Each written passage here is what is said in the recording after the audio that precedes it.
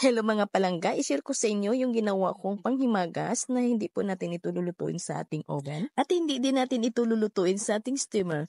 At ito'y chewing-chewy mga palangga. Kaya wag na nating patagalin to, simulan na po natin. Una, ang ginawa ko lang po, yung aking 500 grams na cake flour ay niluto ko po or tinusted ko po dito sa ating kawali hanggang sa ito'y maging aroma na po yung amoy niya or yung maging muntik na po siyang mag-golden brown. Yun po yung ginawa ko mga palangga.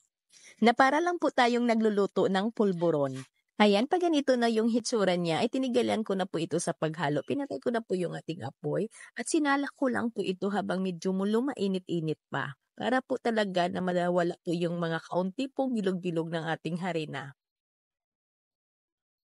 At pagkatapos ay tinabi ko lang muna ito at itong aking 1 bar ng aking buttercup ay tunawin ko lang po ito. Ito po yung buttercup na ginamit ko mga palangga, 200 grams po ito.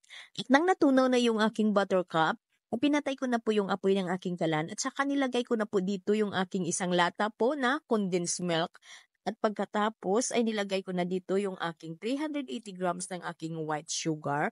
At pagkatapos po ay naglagay na po ako dito ng kaunti lang po na apoy or mahinang-mahina lang po.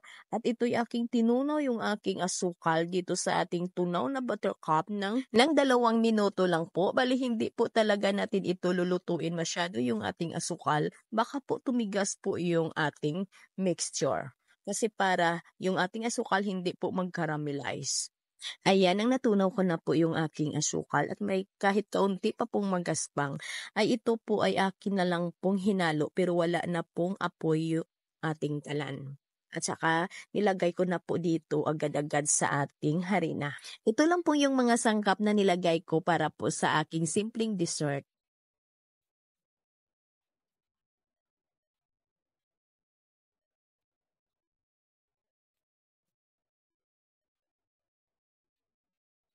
Ayan, at pagkatapos ay nilagay ko na ito agad sa aking lalagyan or yung aking tray. At platin ko lang po ito. At pagkatapos po nito ay pwede naman tayong maglagay dito na kahit anong gusto po nating toppings. Pwede ring mani or chocolate chips. Pero yung toppings ko dito ay cheese lang po yung nilagay ko dito sa ibabaw. At pagkatapos po ay nilagay ko po ito sa aking chiller ng 3 oras. Pwede ding 2 oras at pwede ding i-overnight ninyo ito mga palangga sa ating chiller.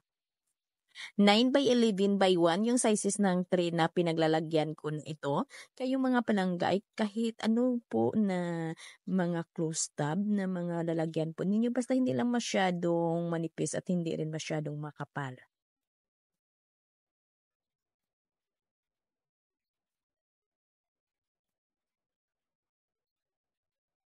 Ayan ang mga palangga. Pagkalipas ng 3 oras ay ito na po yung ating panghimagas. Ay 3 oras ko lang po itong nirestaking chiller kasi ay kakainin na po. Pang dessert po kasi. Nang hindi po namin ito naubos kainin ng aking mga bisita, ay tinry ko po ito na i-display po sa aking stante. Pero mga palangga ay mabintang-mabinta po kasi ang sarap po eh. Simple lang po ito na mga ingredients pero masarap mga palangga. Marami pa ngang naghahanap mga palangga kasi masarap daw. Simpleng ingredients lang po tayo dito na masarap. Ayan, napakaganda po yung makikita natin na makintab. Yun po yung ating condensed milk.